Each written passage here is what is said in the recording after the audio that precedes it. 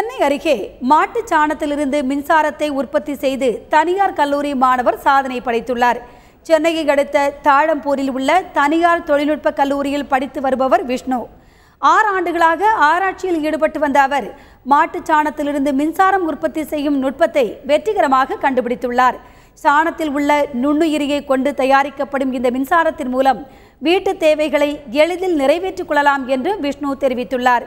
பொதுமக்கள் பயன்பெறும் வகையில் சிறு சிறு மாற்றங்களுக்கு உட்படுத்தப்பட்டு இந்த சாதனம் விரைவில் விற்பனைக்கு வழங்கப்பட உள்ளதாகவும் அவர் கூறியுள்ளார்.